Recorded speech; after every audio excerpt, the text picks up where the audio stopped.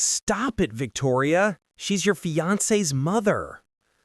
Marina's voice trembled through the marble corridor, thin but unwavering, cutting into the rising tension that clung to the mansion like static. At that exact moment, Daniel Hayes stepped into the doorway, chest tightening as he saw the scene unfold like a nightmare he never imagined would be real. His elegant, perfect, outrageously polished fiancée, Victoria Langford, stood towering over his frail mother, hand raised, face contorted in frustration. Carmen Hayes, once a formidable woman with a reputation sharp enough to command entire boardrooms, now sat curled at the edge of her bed, eyes wide and confused, her fingers tugging nervously at the embroidered blanket she never remembered asking for. Alzheimer's had stolen so much from her. Her precision, her independence, her brilliance, but not her tenderness. But at that moment, she looked small, fragile, and terrified. Daniel felt something inside him crack. Victoria froze when she saw him. Her arm dropped instantly, her expression smoothing into a mask of innocence so quickly it made Marina's stomach twist. "Oh, darling," Victoria breathed, gliding toward him as though she hadn't just threatened a helpless woman. Marina didn't speak. She stood protectively beside Carmen, her hand on the older woman's shoulder, heart still pounding from what she had witnessed just seconds before. Daniel didn't answer. He couldn't. His world, meticulously crafted with wealth, devotion, and the illusion of harmony, trembled in that doorway. He thought he understood the people closest to him. He thought love was simple, loyalty obvious. But what he was about to learn, what was already unraveling before his eyes, would expose truths he had ignored for too long. Before everything imploded, before accusations and revelations tore the household apart, there was the quiet before the storm. And inside that quiet, a single person saw everything. The housekeeper, Marina Alvarez. Daniel retreated to his study later that night, the echo of Victoria's false sweetness still clinging to the back of his throat. He sank into his leather chair, the one he bought after closing a major acquisition, and poured himself a glass of scotch. The study smelled of success: mahogany, clean lines, priceless art, soft golden lighting, everything curated to perfection. But beneath that curated perfection was an emptiness that no amount of money or architectural symmetry could disguise. Silence pressed in around him, heavy, inescapable. Upstairs, however, was a different kind of world, one filled with soft whispers, humming lullabies, and the shrinking footprint of a mind losing itself piece by piece. Carmen Hayes was losing her memories, but she hadn't lost her heart. She still smiled at strangers, still reached for hands, still hummed tunes from a childhood she no longer remembered, but somehow still carried inside her bones. And right beside her was Marina. Marina was not a nurse. She had no degrees, no certificates, no expensive training, but she had instincts. She knew which days Carmen would wake up believing she was still 28, which night she'd think her husband was still alive, which morning she needed the curtains open, and which ones she needed the dark. She knew that Alzheimer's was not just confusion, it was grieving someone still alive. And Marina refused to let Carmen grieve alone. "Estoy aquí," Marina would whisper, her accent soft but steady, her hands warm against Carmen's cool ones. Every time Carmen's eyes cleared, just for a breath, just for a moment, enough to anchor her, enough to remind her she was loved. Downstairs, the contrast could not be sharper. Victoria Langford, wrapped in designer silk and entitlement, scrolled through her phone lazily on the chaise lounge, her diamond ring catching every beam of sunlight like it was hungry for attention. When Daniel was around, she dripped grace. She brought Carmen tea, she asked gentle questions. She looked like devotion dressed in couture. But when Daniel's car left the driveway, her tone became a blade. "She's dead weight," Victoria muttered one afternoon as Carmen struggled to remember how to fasten her cardigan. "It's like babysitting a ghost." Marina froze. "That's Daniel's mother," she said quietly. Victoria didn't even look up. Daniel's mother died the moment she stopped recognizing him. This, she waved a dismissive hand toward Carmen, is just what's left. Something ugly twisted in Marina's chest. "You should speak kinder," Marina said, voice tight. Victoria finally glanced at her, her expression sharp with arrogant amusement. "You talk like you belong here, like you're part of this family." "I don't pretend to be," Marina replied, returning to her work. "But I am part of her care." "Care? Please. She doesn't even know you. She barely knows her own name." "She knows kindness," Marina said simply. A silence stretched, tense, acidic. Then Victoria delivered the first blow that would eventually expose everything. "Your staff," she said with a cold smile. "Don't mistake proximity for importance." But importance was never the point. Caring was. And in that house divided by marble floors and wealth polished to a shine, only one woman cared enough to see what was coming. The next few days blurred together. Carmen's tremors increasing, Daniel's absences growing, Victoria's irritation simmering under her flawless exterior. One evening, Carmen became agitated, eyes darting around as though searching for something she lost decades ago. Leo, please don't go. Don't leave yet." Her voice shook. Marina knelt beside her. "It's all right, Mrs. Hayes. Leo's okay. You're safe. You're not alone." Victoria, sprawled on the couch flicking through social media, rolled her eyes so hard it looked physically painful. "You're wasting your breath," she snapped. "She doesn't understand anything you're saying." But Carmen did understand.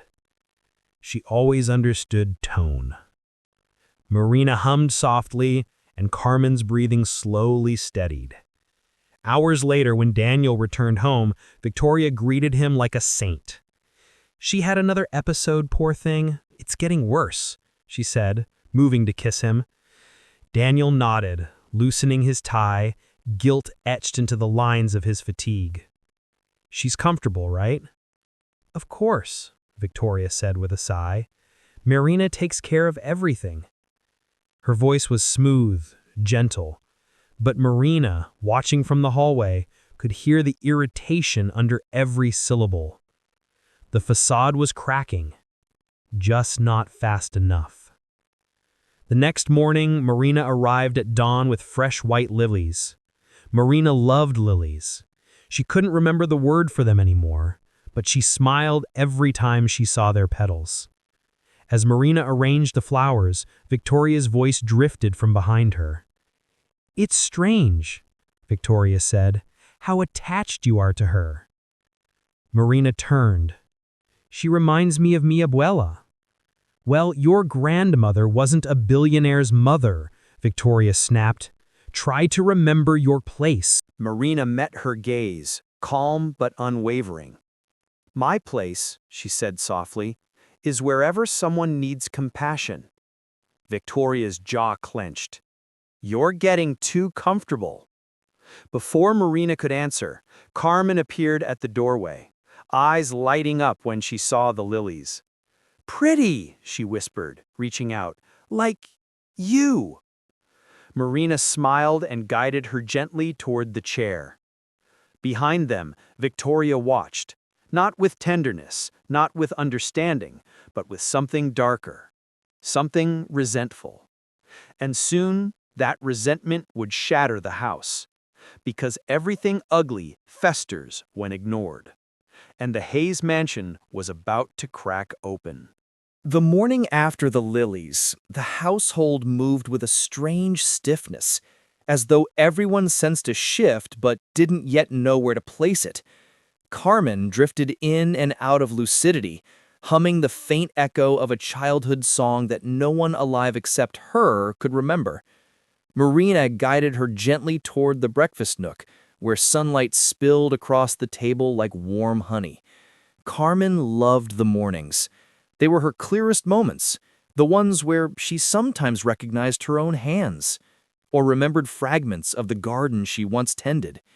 Today, though, she seemed uneasy. Her fingers trembled as she touched the petals of a lily resting in a small vase beside her oatmeal.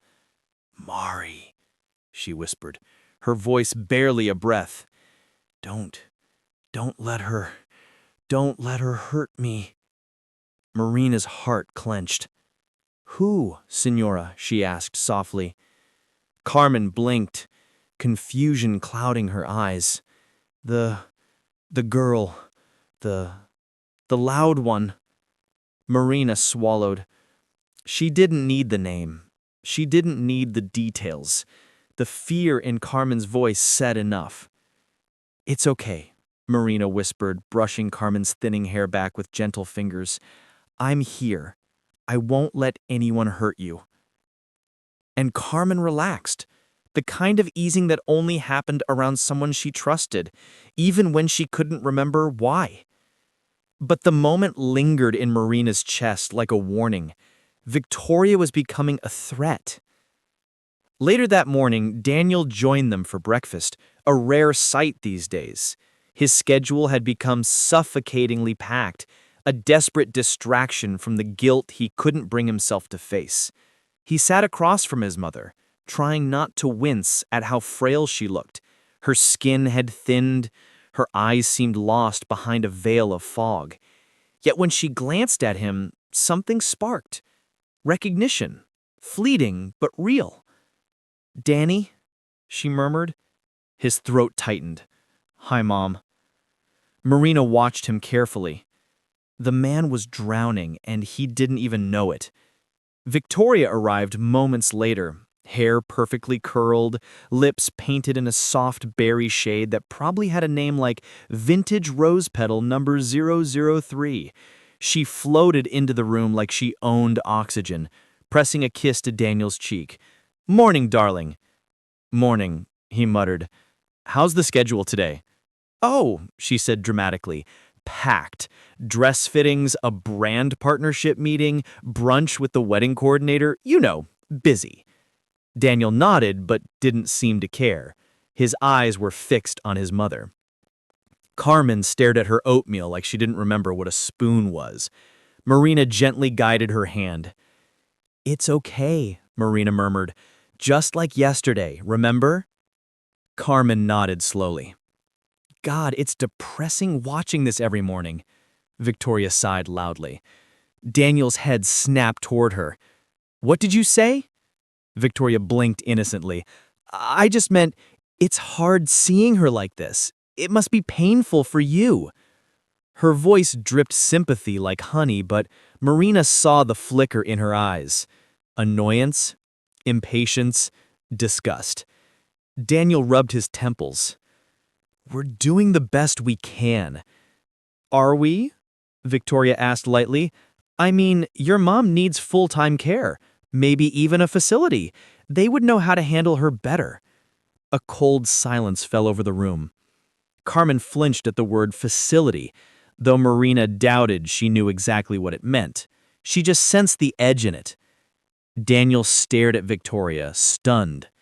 "You want me to institutionalize my mother? I'm saying it might be practical for everyone." Marina held Carmen's hand tighter under the table. She could feel the older woman's trembling increase. "My home. Don't take me away from my home." It shattered Daniel.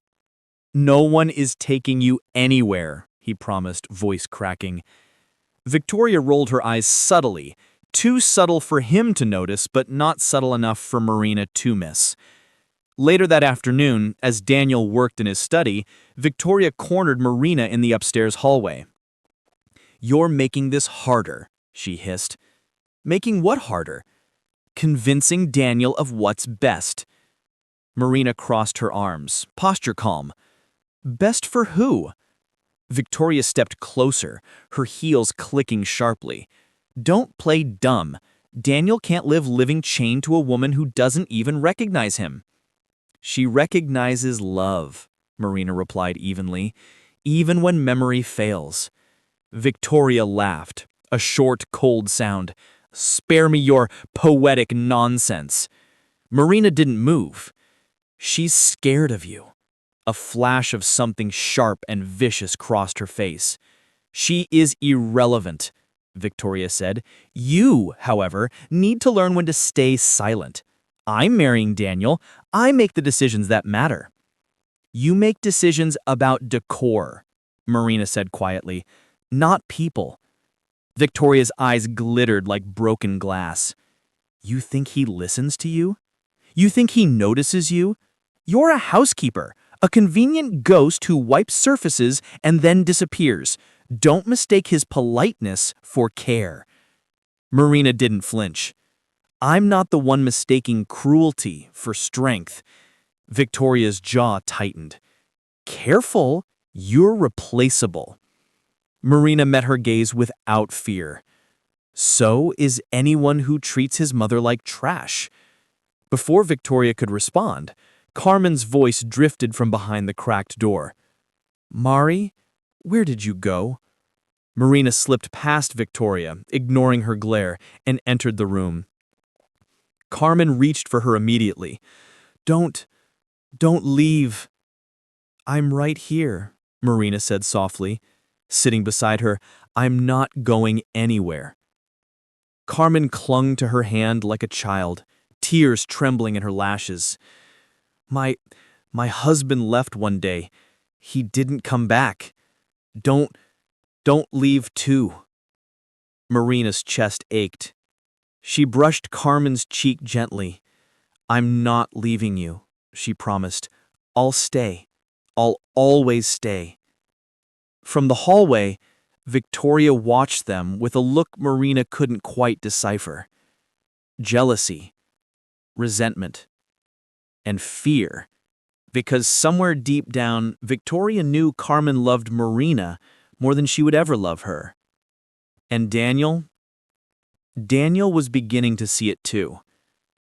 But the breaking point, the moment everything shattered, was still coming. And when it hit, it would expose everything Victoria had worked so hard to hide. Just one more crack, one more careless moment, one more cruelty, and the entire house of lies would come crashing down.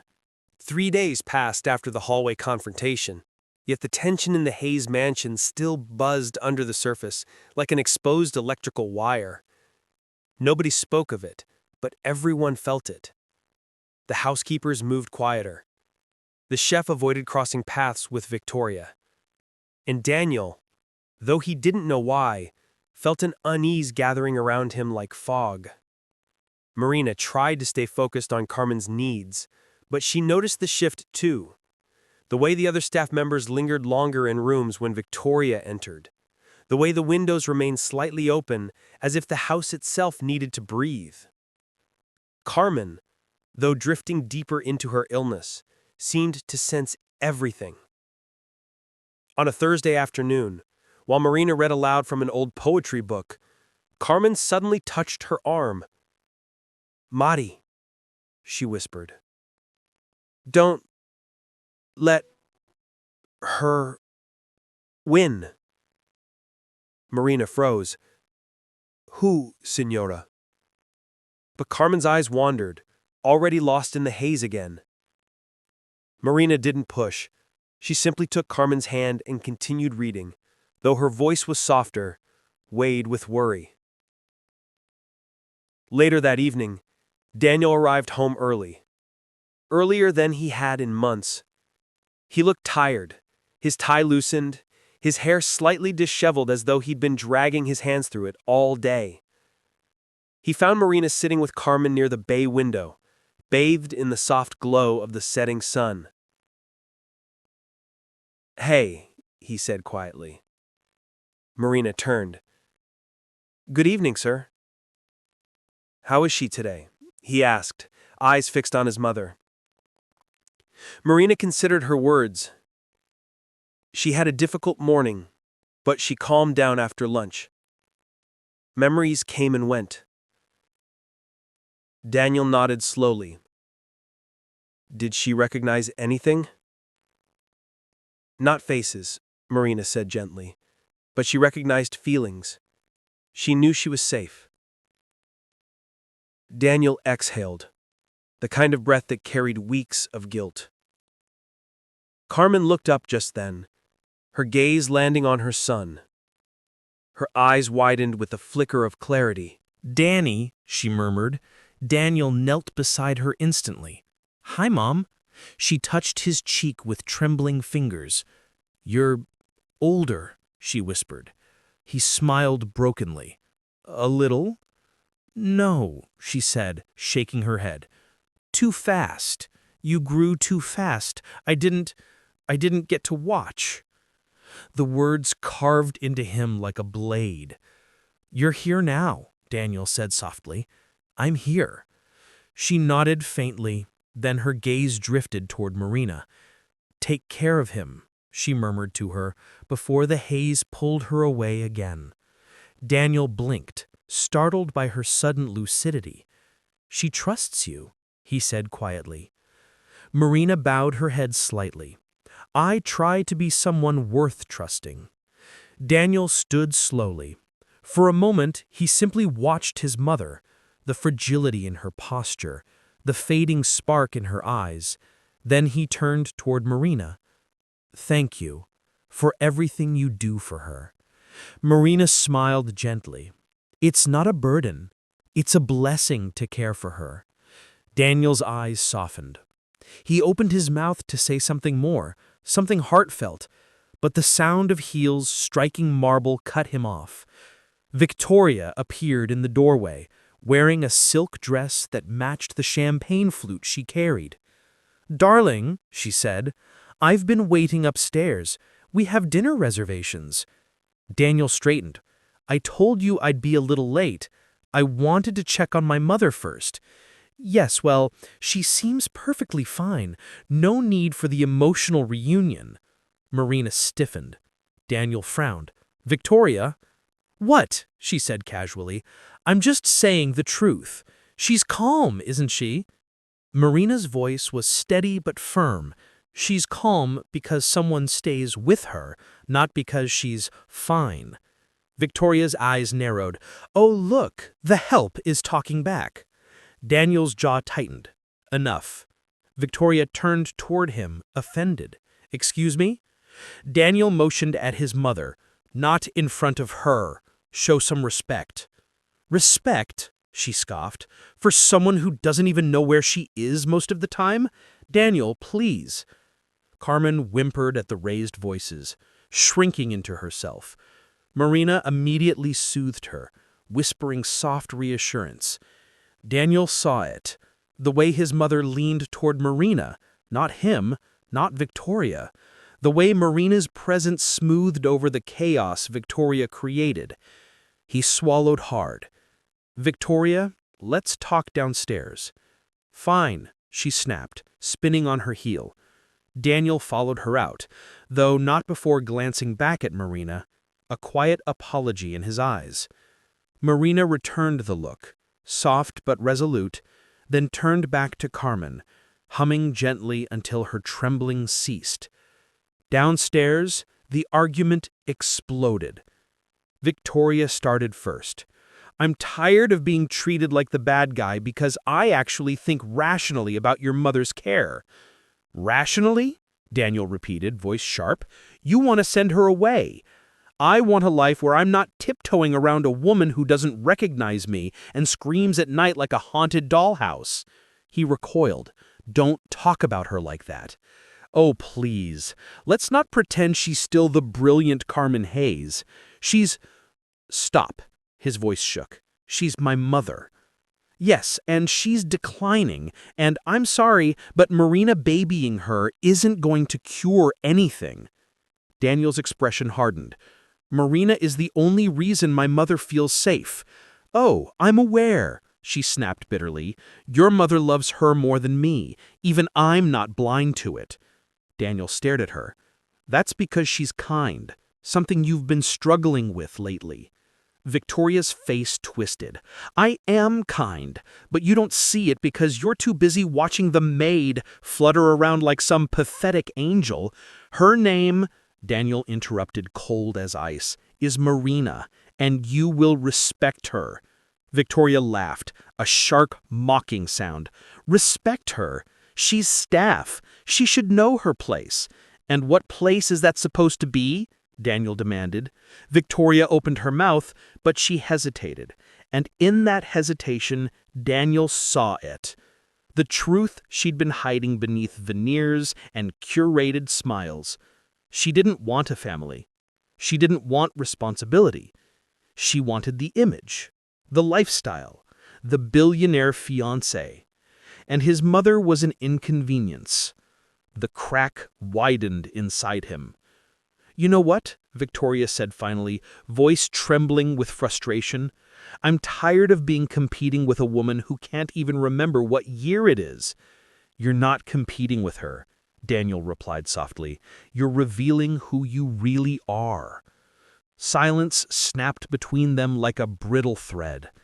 Victoria's voice lowered, venomous and cold. Fine. If you want to throw away our future because of your sick mother and her little pet housekeeper, Daniel held up a hand. Don't. Or what? She whispered. Daniel stepped back. Or this conversation will end with a decision you won't like. Victoria stiffened. You're choosing them over me? I'm choosing what's right. Victoria stared at him, stunned. Not because she didn't see it coming, but because she never imagined he'd finally say it out loud. She turned sharply and stormed toward the stairs. But at the top landing, she paused just long enough to sling the words that would shatter the last piece of Daniel's patience. She is dead weight, Daniel, and sooner or later, dead weight has to be cut loose. Daniel's breath stopped. Marina, halfway down the stairs with a blanket for Carmen, heard every syllable.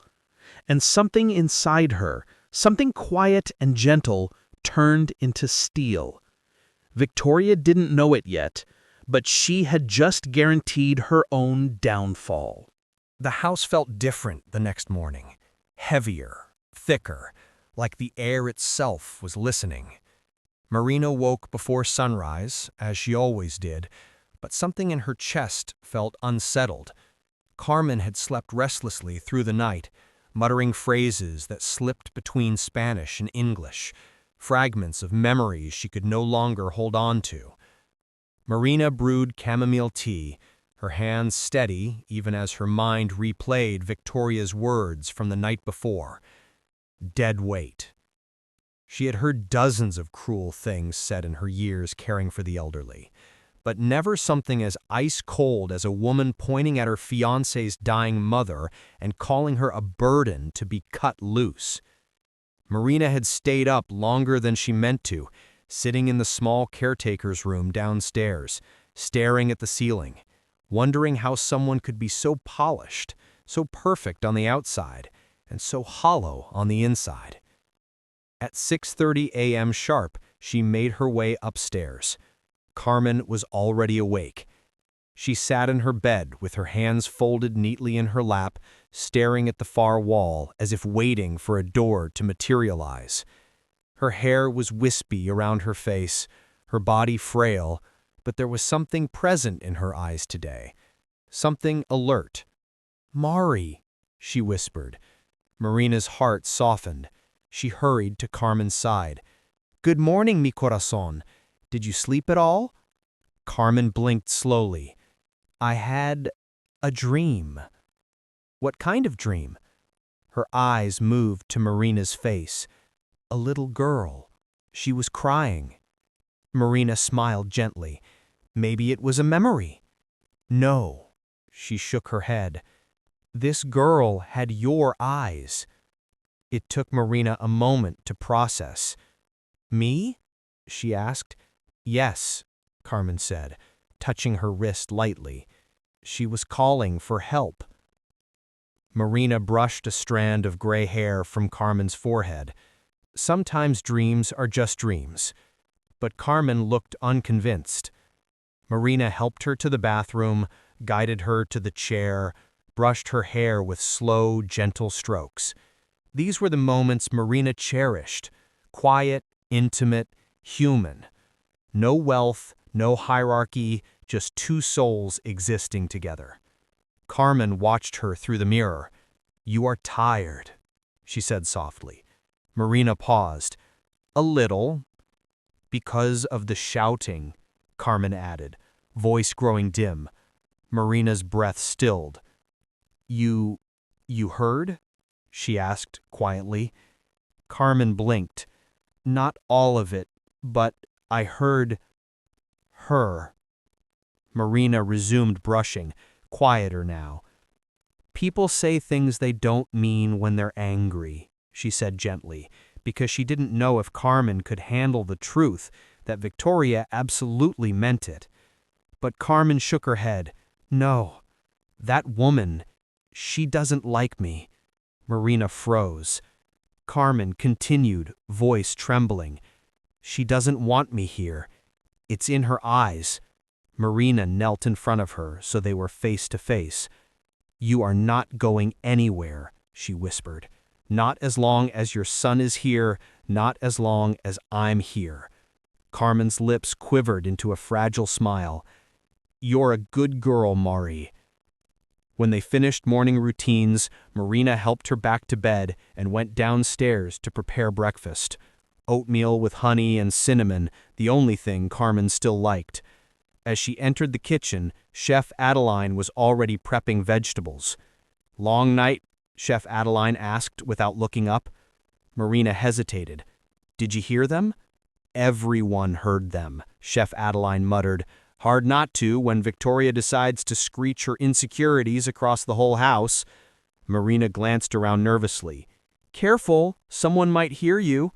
"Good," Chef Adeline said. "Maybe she'll fire me and I can finally retire to Portugal like I keep threatening." Marina cracked a small smile. Adeline was blunt, but her loyalty to the Hayes family ran deeper than any employment contract. "What are you thinking?" Chef Adeline asked, finally looking up. Marina swallowed. "I think something's wrong." "With Carmen?" "With all of it," Marina whispered. Before the chef could respond, footsteps echoed through the hallway, sharp, impatient, unmistakably Victoria's. Marina stiffened. "Good morning," Victoria announced, sweeping into the kitchen with a robe tied loosely around her waist and a phone glued to her hand. Adeline muttered, "Here comes the storm." Victoria didn't hear, or didn't care. "Adeline, green juice, no pulp, extra ginger." And Marina, her eyes flicked to her with a thin, icy smile. "Daniel asked for you upstairs." Marina felt her chest tighten. "Is everything all right?" "I don't know," Victoria said bluntly. "I didn't ask. He said it's urgent." Marina wiped her hands on a towel and hurried toward the stairs. She heard Victoria muttering something behind her, something about favoritism and brown-eyed angels. But she ignored it. She had learned long ago that not every insult deserved to be picked up. She reached Daniel's office and knocked lightly. "Come in," he called. She stepped in. Daniel stood near the window, sleeves rolled up, hair messy like he'd spent hours tugging at it. He looked exhausted. More than that, he looked defeated. "Marina," he said, rubbing his eyes, "thanks for coming." "What has happened?" He hesitated, then handed her a document. Marina scanned it. Then her stomach dropped. "My mother," Daniel swallowed hard. "The doctors think she's entering late-stage progression. They want to discuss options." Marina felt her throat tighten. "I'm so sorry," she whispered. Daniel sat heavily on the edge of his desk. "I knew it would happen eventually, but I'm not ready. I thought we had more time." Marina stepped closer. "You've been a good son." He shook his head. Have I? I spent years working, building, trying to prove myself, and now she's slipping away. Marina placed a gentle hand over his. You're here now, and that matters. Daniel looked up at her, really looked up at her, with a depth of gratitude that made her chest ache. But the moment was shattered by the shrill click of heels outside the door. Victoria didn't knock. She barged in. "Oh, good," she said, folding her arms. "The two of you are already together. Saves me the trouble." Daniel's expression hardened instantly. "Victoria, not now." "No," she said, walking forward, "now is exactly the time, because I'm done pretending everything is fine." She pointed at Harina. "I want her gone." Daniel stood up abruptly. "What?" "You heard me," Victoria snapped. "She is interfering in this family, in our relationship, in everything. I'm not comfortable having her here anymore." Marina felt her heart drop to her stomach, but kept her face calm. Daniel's jaw clenched. "She cares for my mother, and my mother trusts her more than anyone." "That's precisely the problem," Victoria hissed. "Your mother thinks she's a saint. You act like she's your emotional support system, and I'm sick of it." Daniel stared at her with cold disbelief. "So your solution is to fire the only person keeping my mother sane?"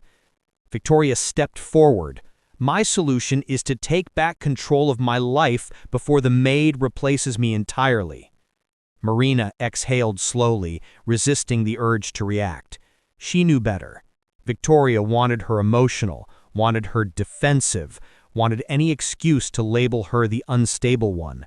So Marina remained still, silent, graceful, which only infuriated Victoria more. "Say something," Victoria shouted at her.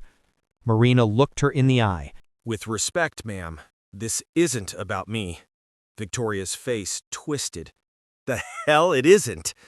It's about your fear, Marina continued, voice calm, that losing control means losing Daniel. Victoria's nostrils flared like a provoked animal. Daniel's eyes widened slightly, impressed, shocked, maybe even moved by Marina's poise.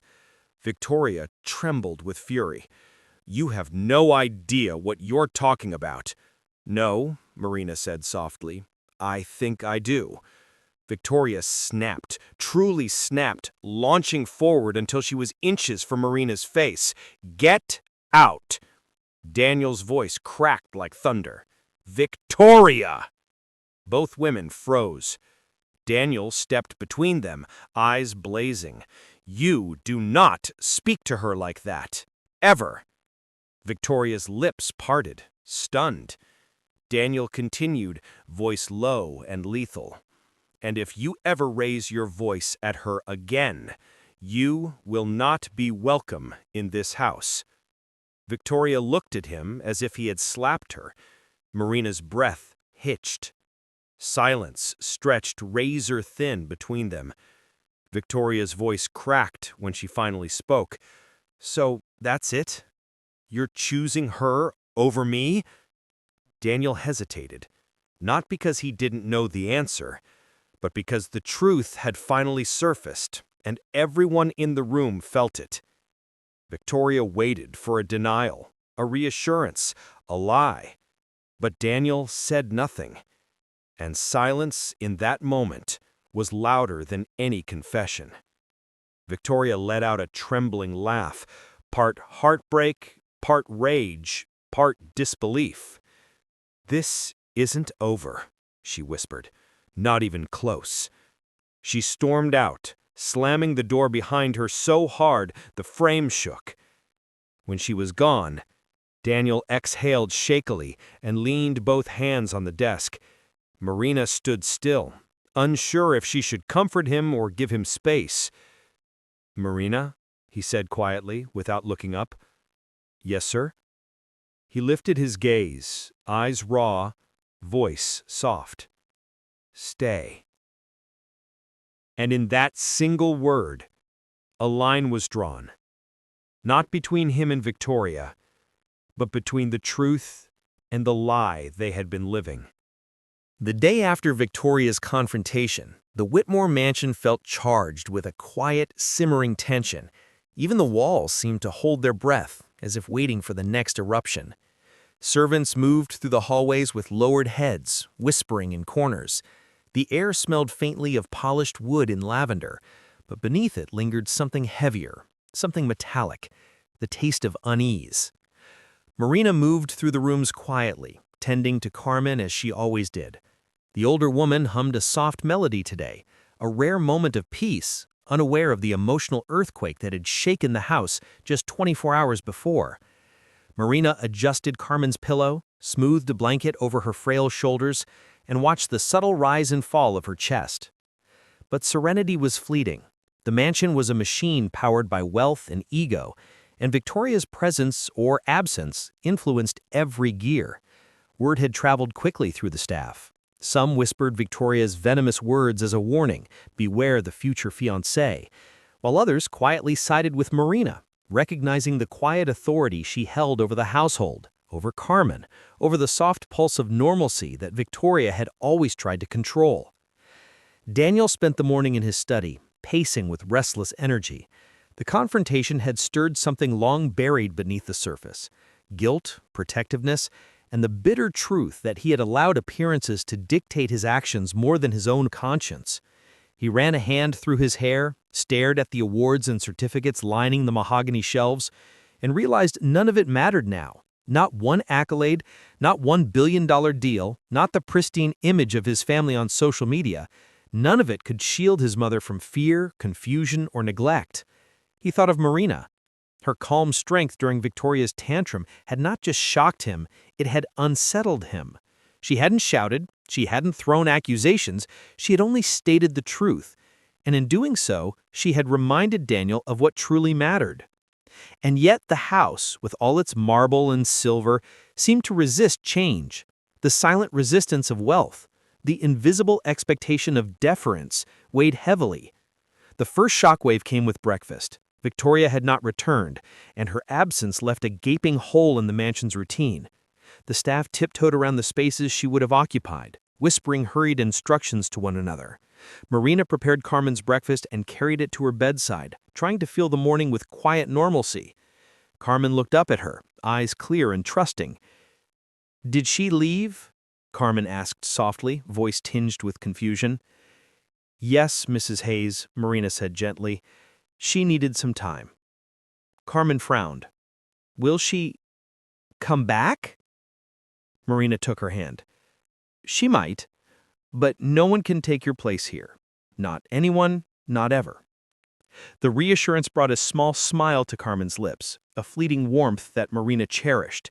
Yet in that moment, Marina knew that the fallout of Victoria's words would not be confined to her absence. The household had been shaken, and the balance of power, fragile as a crystal vase, was beginning to tilt. By midday, Daniel had called a meeting with the household staff. He stood at the head of the long dining room table, his face set, a rare firmness in his posture. "I want everything to be clear," he said. His voice carried an authority that few had heard before. "From now on, Marina has full oversight of my mother's care. No exceptions, no arguments. No one, and I mean no one, will interfere with her work. Do you understand?" The staff murmured their assent. Some nodded silently, others exchanged glances, relief flickering across faces that had grown weary from juggling power dynamics they didn't fully understand.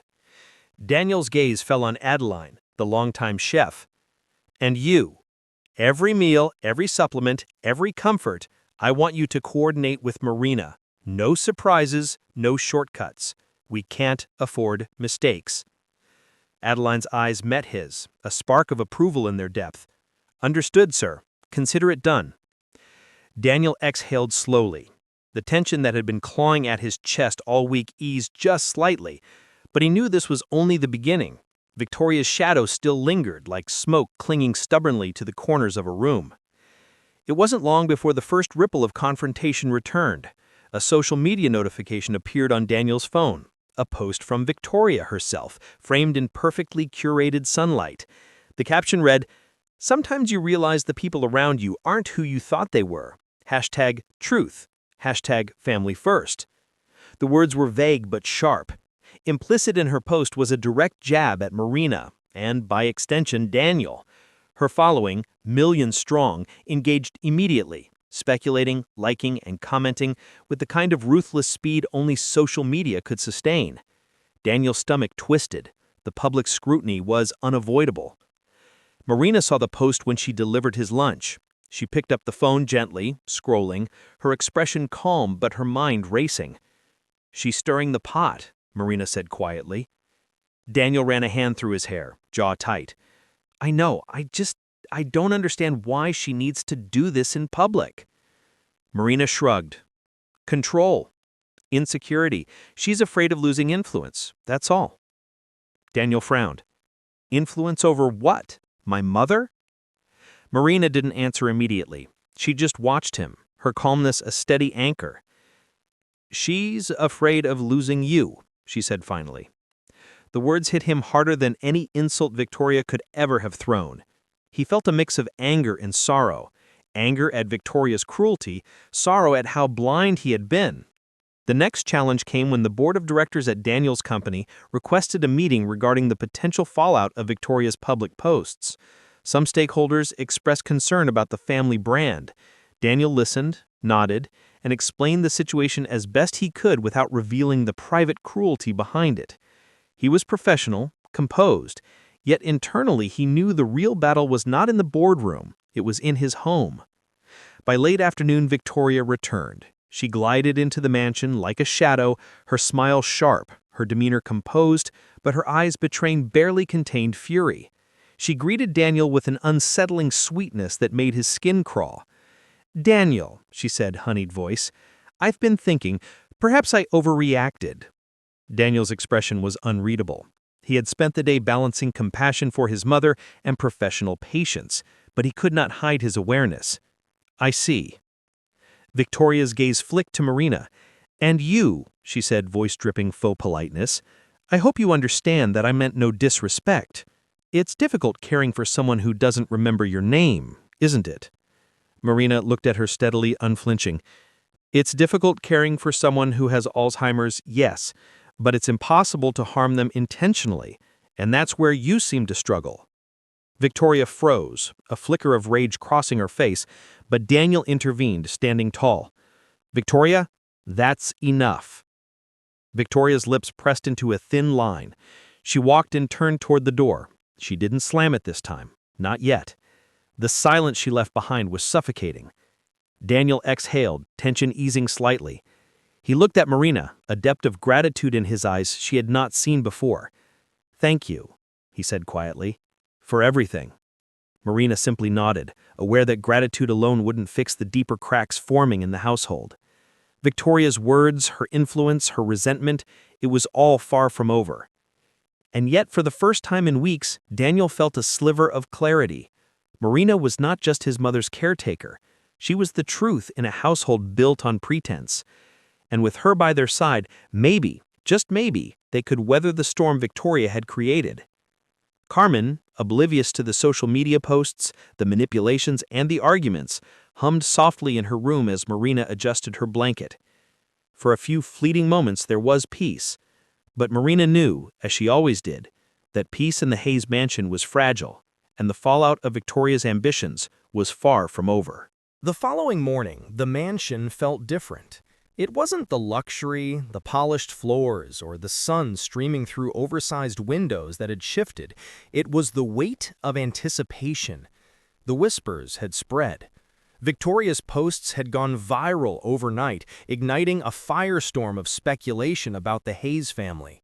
The carefully curated image of perfection was cracking in real time, and everyone who worked within the marble walls felt the tremor. Marina arrived early, carrying a small basket of breakfast, soft scrambled eggs, lightly buttered toast, and fruit she had sliced meticulously. She placed the tray beside Carmen's chair, watching the older woman's fingers twitch in excitement at the sight of the familiar morning ritual. Carmen hummed softly, oblivious to the chaos slowly consuming the house. Marina poured tea. the steam curling gently around her face, and took a deep breath. Calm was her armor. She knew. Downstairs, Daniel was already at his desk, phone in hand, scrolling through the endless tide of notifications. Victoria's post had sparked waves far beyond what he had expected. Headlines and gossip blogs and lifestyle websites had twisted her subtle digs into dramatic accusations. Billionaire fiancé clashes with ailing mother. Staff accuses Victoria of bullying. Social media exploded. Millions of comments poured in, half sympathetic to Carmen, half defending Victoria. Marina, watching from the staircase, felt a chill despite the warm morning sun. Daniel's assistant, Mark, burst into the study. "Sir, there's a situation. The press is camped outside. Paparazzi are circling the property. Your mother's episode yesterday is being sensationalized." Daniel ran a hand over his face. "This is insane. It's private." Mark shook his head. "No, sir. Once Victoria posts, it's public. The cameras, the comments, the articles, it's all out there. And they're framing it as your mother versus your fiancé." Daniel's chest tightened. He had expected internal tension, family drama whispered behind doors, but the external avalanche of attention was another beast entirely. Marina had joined him quietly, standing beside his desk. "Daniel, you can't control what the world says, but you can control what happens here. Inside these walls, that's where she matters, not outside." He looked at her, gratitude and frustration warring in his gaze. "But Victoria, she's tearing everything apart. The staff is nervous. Carmen, she doesn't understand why everyone is upset. How do I fix this?" Marina's tone was calm, but firm. "You don't fix people who seek drama. You protect the ones who need care. That's all you can do right now. The rest will follow." Meanwhile, Victoria, fully aware of the storm she had unleashed, prepared herself downstairs. Her reflection in the mirrored wall was flawless. Hair perfect, makeup precise, lips curved in the exact half-smile she intended for public perception. She had practiced this look for years, a combination of innocence and assertive authority, the kind that could disarm a boardroom or a social gathering. Her phone buzzed relentlessly. Friends, stylists, PR agents, everyone eager to leverage her latest post. Victoria savored the control. Every comment, every speculation, every pixel of attention she commanded was a piece of leverage. And yet, beneath the curated calm, there was a twitch of unease. Marina's influence over Carmen, over Daniel, was growing. The staff whispered about Marina now, not Victoria. That was a problem. The backlash wasn't only public. Within the household, the staff began to split. Some, loyal for years to Victoria's promises of career advancement and approval, hesitated to side openly with Marina. Others, who had witnessed Victoria's disdain firsthand, quietly aligned themselves with Marina, offering subtle support, small gestures, and knowing glances. The house became a battlefield, invisible but potent, where loyalty and fear collided. Carmen, blissfully unaware of the external chaos, needed Marina more than ever. She had moments of clarity, fleeting and beautiful, where her sharp mind returned in fragments. One afternoon, as Marina adjusted her mother's shawl, Carmen's eyes met hers. "Why does everyone look upset?" Carmen asked softly. Marina paused. "Some people are worried, Mrs. Hayes. But here, with me, you're safe. That's what matters." Carmen's lips curved into a small, grateful smile. You always know." Marina's heart tightened. Protecting Carmen had never been just a job. It had become her mission. And now, with the walls of the mansion vibrating under Victoria's manipulations, The stakes were higher than ever. Daniel, feeling the pressure from shareholders, the media, and the fractured household, tried to regain control. He called a meeting with Victoria in the grand sitting room. "Victoria," he began, voice steady, "we need to talk." Victoria tilted her head, lips still curled in practiced calm. "Of course, Daniel. Let's clear the air." He exhaled slowly. "Your post, it's caused an uproar. The press, the staff, everyone. It's overwhelming." Victoria's eyes flickered. She had anticipated this moment, rehearsed every possible response. "She simply shared a truth," she said softly. "It's not my fault if the world reacts." Daniel's jaw tightened. "The truth isn't about airing grudges publicly. You've jeopardized my mother's peace, Marina's authority, and even my own professional reputation." Victoria leaned back, the faintest hint of irritation passing over her otherwise perfect mask. "And yet you're still here listening. You're still choosing me over chaos, aren't you?" Daniel's gaze hardened. "I'm choosing what's right, not what's convenient. And that means protecting my mother, not enabling her humiliation." Marina, standing quietly beside him, felt a wave of relief. Daniel had finally seen it, the depth of Victoria's duplicity, the danger her charm concealed. But the backlash didn't stop at confrontation. Victoria's followers flooded social media, some denouncing her, some defending her, creating a storm of misinformation. Bloggers dissected every detail, every word she had ever written, twisting it into scandal. The household was no longer a private sanctuary. It had become a spectacle. Marina understood the reality. Public opinion could not penetrate the walls where her care mattered most. Her focus remained on Carmen, her routines, her comfort, her fleeting moments of lucidity. She knew she couldn't fight the public battle, but she could fortify the personal one. The staff, sensing her calm authority, began to rally quietly. Meals were prepared with extra care. Rooms were tidied meticulously. Little gestures, almost invisible to the untrained eye, reinforced Marina's influence. She led with quiet dignity, an unspoken command that earned respect without fear or manipulation. But Victoria was not deterred. She intensified her efforts, arranging meetings with PR consultants, posting staged photos of herself assisting Carmen, masking contempt with exaggerated warmth. But the staff saw through it. Daniel saw through it. Only Carmen, lost in her moments of confusion, remained blissfully unaware of the psychological chessboard around her.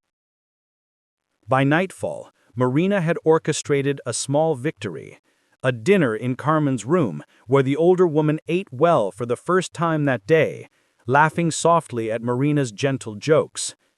The room glowed with candlelight, and for a brief moment the mansion felt like home again. Daniel watched from the doorway, a mixture of awe and gratitude flooding him. He had underestimated Marina, underestimated her patience, her intelligence, and her strength. Victoria's backlash might rage outside, but inside, Marina had already begun winning the war that truly mattered, restoring calm, care, and dignity to the woman who needed it most. But both of them knew the storm was far from over. Victoria's pride, her desire for control, and her vast platform meant the backlash would not relent quietly. But Marina's calm presence, steady hands, and unwavering moral compass ensured that no matter the chaos, Carmen would remain protected. In the quiet aftermath of that night, Daniel understood something he had ignored for too long. Real power wasn't measured in wealth or influence. It was measured in loyalty, courage, and the quiet acts of love that Victoria could never fabricate. The backlash had begun, yes, but in the eye of the storm, Marina was already shaping the outcome, one small victory at a time. By the third morning, the mansion felt like it was breathing through clenched teeth. Every hallway hummed with tension. Every whisper carried the lingering uncertainty of what would happen next. The staff moved quietly, cautiously, as if one wrong footstep might set off another explosion. The once opulent home had become a pressure chamber, and at the center of it all, Marina felt the weight building. But she wasn't afraid. Pressure made some people break. It made others sharpen. Marina sharpened. She woke before dawn, slipping into Carmen's suite with the soft tread of someone who had learned to move without disturbing delicate peace. Carmen was half awake, eyes fluttering, murmuring something intelligible. Marina brushed her hair gently, humming the tune she'd learned the week before, an old melody Carmen recognized from childhood. It was Carmen's anchor, and in these days of spiraling tension, it became Marina's anchor too. Carmen's fingers curled around her hand. "You're still here," she whispered, clarity shining through for a brief, precious moment. "Always," Marina said softly. Carmen nodded once, trusting her, then drifted back to sleep. When Marina stepped into the corridor, Daniel was waiting. His shoulders slumped with exhaustion, his expression drawn. The backlash, the press intrusion, the escalating PR war, it had taken its toll.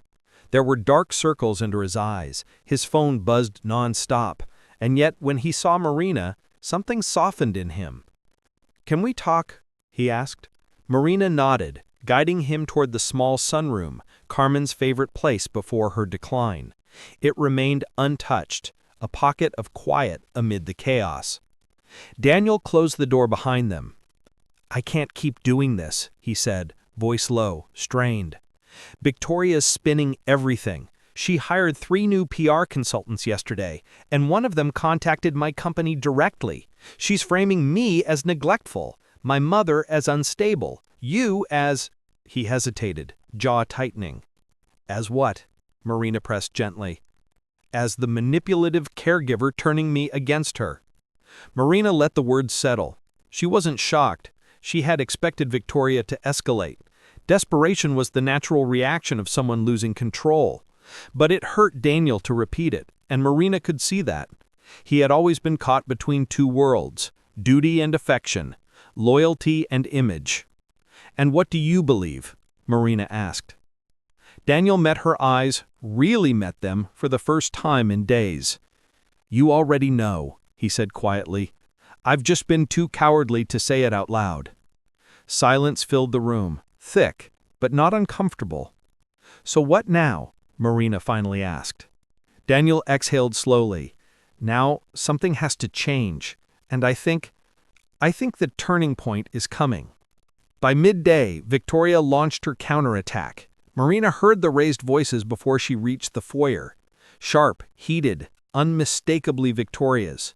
2 PR consultants flanked her, tablets in hand, postures stiff with self-importance. Victoria's heels clicked angrily on the marble floor as she confronted Daniel. "This is ridiculous," she snapped. "I won't be painted as some kind of villain in my own future home. Your staff refuses to follow basic instructions, your caregiver undermines me, and you," she jabbed a manicured finger toward his chest, "you've done nothing to defend me." Daniel stood firm, arms crossed. "Because there's nothing to defend, Victoria. You created this mess." Her eyes went cold, the kind of cold that could cut. "You're siding with her," she said low, dangerous. "I'm siding with what's right," he replied. Victoria laughed, a brittle, sharp sound. "No, you've been poisoned against me. I see exactly what's happening. Little Miss Perfect Caregiver has woven herself into your life, into your mother's life, into this household. She's turned everyone against me, and you're too blind to see it." Marina stepped forward before Daniel could respond. "Victoria, this isn't about sides. This is about Carmen's care and emotional well-being." "Oh, please," Victoria spat. "Don't you dare pretend this is noble. You have manipulated your way into this family, and now you're trying to push me out." Marina didn't react, not outwardly, Years of dealing with grief-stricken families had taught her the value of stillness. But inside, something settled. A line had been crossed. Daniel stepped between them. "Enough," he said sharply. "Marina has done nothing but protect my mother. You, on the other hand, have dragged our private lives into the public eye." One of the PR consultants cleared his throat timidly. "Ms. Hayes, maybe we should—" Victoria shot him a glare. "Stay out of this." The confrontation was about to escalate when a soft voice drifted from the stairs. "Daniel?" Carmen stood at the top step, one hand gripping the rail, confusion clouding her eyes. She wore her robe, slightly askew, and anxiety shadowed her features. Marina hurried to her side immediately, supporting her gently. "It's okay, Mrs. Hayes. Let's get you back to your room." But Carmen wouldn't move. She looked down at the group gathered below, recognizing fragments. Her son, the woman he loved, the conflict. "What's happening?" she asked, voice trembling. Daniel looked stricken. "Nothing you need to worry about, Mom. Just a misunderstanding." Carmen's gaze drifted toward Victoria. "You're upset," she murmured. "You always get upset." Victoria froze. It was the first time Carmen had spoken to her in any clarity in days. Carmen's next words were soft, almost fragile, but they echoed through the foyer like a verdict. "I don't like when you raise your voice at him." A hush swept across the room. Victoria's face went pale. Carmen turned her head toward Marina and smiled faintly. "Take me back, dear." And just like that, the dynamic shifted. Victoria felt it, the loss of control, the unmistakable shift of power. Carmen's rare moment of clarity shattered whatever illusion she had been clinging to. Even her consultants exchanged uneasy glances. For the first time, Victoria looked uncertain. Marina guided Carmen upstairs, her presence steady. Daniel watched them go, and something final settled in him. Something unmoving. Something that had been waiting for a sign. That sign had just spoken aloud. That evening, Daniel made a decision. He asked Marina to meet him in the library, a room he rarely used but now wanted for privacy. She arrived quietly, the soft glow of the chandelier catching the gold strands of her hair. He closed the door behind her. "It's time," he said. "For what?" Marina asked. "For the turning point. I'm ending things with Victoria tomorrow, and I'm hiring a legal team to manage the fallout. She won't drag my mother's name through the mud anymore. She won't bully the staff, and she won't weaponize her followers again." Marina nodded, relief washing through her. But Daniel wasn't finished. "And one more thing," he said gently.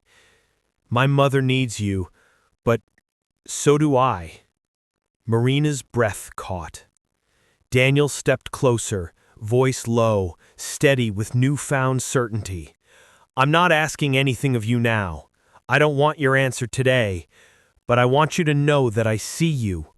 Everything you've done, everything you fought for, you're the heart of this house, and I should have realized that sooner." Heat crept into Marina's chest, not embarrassment, but something warmer, deeper, something she had tried to bury under professionalism and duty. "Daniel," she whispered, unsure what to say. "Not now," he repeated. "Not until the house is safe." And for the first time in weeks, Marina let herself breathe fully. Later that night, Victoria sat alone in the guest room she had claimed, staring at her reflection. Her hands shook. Her posts were backfiring. Her consultants were nervous. The staff avoided her. Daniel was slipping away. She could feel her world narrowing, tightening. She wasn't going to lose, not without a fight. Tomorrow, she decided, everything would change, one way or another. The night before everything collapsed was eerily quiet, the kind of quiet that wraps around a house and warns it to brace for impact. The mansion's long corridors seemed to sense what was coming, and even the air felt suspended, waiting. Victoria did not sleep. She paced her room, heels tapping like impatient clock hands counting down to her next move. Every mirror showed her the same reflection, flawless, furious, and frightened beneath a layer of makeup she'd applied and removed 3 times. Her phone buzzed non-stop, messages from followers, her PR team, brand partners demanding a statement. Her empire, the persona she'd built, was slipping through her fingers, and her grip tightened with each passing hour. She couldn't let Daniel control the narrative. She couldn't let that maid win. She couldn't let Carmen, the woman whose mind flickered like a dying candle, turn Daniel against her with one moment of clarity. No, she would fix this, or she would burn it down herself. Dawn crept over the estate like a slow exhale, turning the mansion's marble floors the color of weak gold. Marina arrived early, as always, heading straight to Carmen's room. She knocked softly and entered. Carmen was sitting upright, smiling faintly. "Morning, dear," she whispered, voice clearer than usual. Marina returned the smile. "Good morning, Mrs. Hayes. Ready for breakfast?" Carmen nodded. "As long as it's with you." Those words, simple and sincere, filled Marina's chest with warmth that made all the battles worth it. She helped Carmen dress and guided her downstairs slowly, one careful step at a time. But the moment they reached the bottom stair, Marina knew something was off. The mansion was too still, too expectant. Daniel stepped out of his study wearing a dark suit, not his work suit, but his serious suit, the one he wore for legal meetings, the one he wore the day he took the company public, the one he wore when he had to make a decision that would change his life. He approached calmly, but the tension in his jaw betrayed him. "Morning," he said softly, touching his mother's shoulder. Carmen blinked up at him, her mind drifting again. "My little boy," she murmured. He kissed her forehead. Marina watched the tenderness, the quiet devotion. It gave her strength, because she could feel it. Something was about to happen. Something irreversible. They didn't have to wait long. Victoria appeared at the end of the hallway, flanked by 2 new PR consultants and her personal assistant. She wore a tailored white suit, symbolic, calculated, a costume meant to broadcast innocence. Her eyes targeted the 3 of them like laser sights. "So, Daniel, Marina, Mrs. Hayes, looks like we're all up early." Daniel stepped forward. "Victoria, we need to talk." She smiled, but it was the kind of smile that never reached the heart. "Yes," she said, "we do." The PR consultants shifted awkwardly behind her, sensing the confrontation but unable to stop it. Daniel took a breath. This isn't working. Any of it. The arguments, the lies, the media manipulation, dragging my mother into the public eye, trying to pit the staff against one another. I tried to be patient, but... "You tried?" Victoria cut in, fury burning beneath her voice. "I'm the one who held everything together. You think dealing with your mother's condition is easy for me? You think being expected to play caring fiancé while she forgets my name is simple? I have a brand, Daniel, a future. I can't sacrifice everything because your life is inconvenient." Marina's stomach twisted at the venom in her tone. Carmen trembled slightly beside her. Daniel's expression hardened. "My mother is not an inconvenience." Victoria scoffed. "She's dead weight, Daniel. You just refuse to admit it." The words hung in the air like a lit fuse. Carmen flinched, eyes wide, confusion mixing with fear. "Dead?" she whispered. Who is dead?" Marina squeezed her hand. "Nobody, Mrs. Hayes, nobody." But Daniel heard only the cruelty, the utter lack of humanity. The moment Victoria crossed the last line. "You're done," he said, cold, absolute. "I'm calling off the engagement." Victoria's laugh cracked like glass. "No, you're not. I already made the call to my lawyers. They'll be here this afternoon. We'll handle everything formally." She backed up as if struck. Her assistant's face fell. The consultants exchanged nervous glances. Victoria's voice shrank into something desperate. "Daniel, you can't just throw me away." "You threw us away when you decided protecting your image mattered more than protecting my mother." Her breathing hitched. She turned toward Marina like a predator turning on the nearest prey. "This is your fault," she hissed. "You did this." Marina remained still. "No," she said softly. "You did."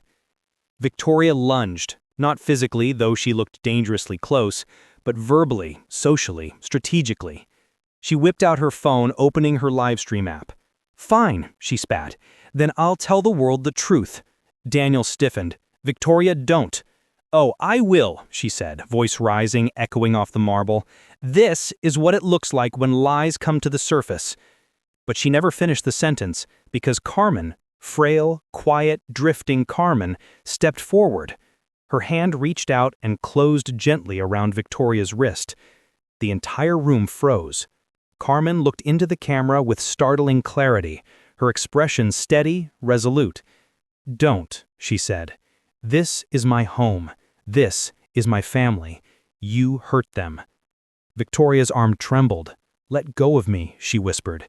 Carmen held firm, eyes blazing with a rare lucidity. "You don't belong here." And for the first time, Victoria saw it, not just the illness, not just the fading memory, but the strength beneath it. The woman who once commanded rooms, who once shaped empires alongside her husband, who once raised a boy into a billionaire. Carmen Hayes, mother, matriarch, a force. The live stream trembled in Victoria's hand. "Turn it off," Daniel said, stepping forward. She didn't. So Marina did. She reached out, pressed the screen, and ended the broadcast. Calm, decisive, gentle. Victoria's composure shattered. "You'll regret this. I'll ruin you. All of you." "No," Daniel said. "You already ruined yourself." His lawyers walked in at that exact moment, summoned earlier than expected, briefcases in hand. The timing could not have been more poetic. Victoria backed away, shaking. "This isn't the end," she whispered. But it was. She just didn't realize it yet. She stormed out of the mansion, her heels striking the marble like gunshots, her team scrambling behind her. Silence enveloped the house. Then Carmen swayed. Marina caught her instantly. "It's okay," she murmured. "It's over." Carmen rested her head on Marina's shoulder. "She was hurting my boy," she whispered, voice breaking. Daniel stood beside them, eyes wet. "Mom, I'm here. I'm safe." And then he looked at Marina. With gratitude, with something deeper, something that had been growing quietly all along, and now finally stepped into the light. "Thank you," he said softly, "for everything." Marina shook her head. "I just did what anyone would." "No," Daniel interrupted. "You did what only someone who truly cared could." Carmen squeezed Marina's hand weakly. "Don't leave us," she whispered. "I'm not going anywhere," Marina promised. And she meant it. As the sun climbed, filling the mansion with warm gold, everything that had been hidden finally stood in plain view. The truth, the loyalty, the heart of the home. Victoria was gone. Daniel was free. Carmen was safe. And Marina, the quiet housekeeper who had stepped in when no one else dared, was no longer the help. She was family. Not by title, not by blood, but by love, courage, and the fierce gentleness that had saved them all. And for the first time in years, the Hayes mansion felt like a home again.